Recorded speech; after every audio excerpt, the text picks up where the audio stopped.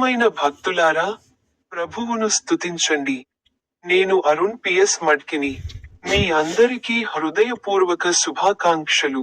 ఈరోజు జనవరి 28వ తేదీ, 2026 సంవత్సరం మొదటి నెల.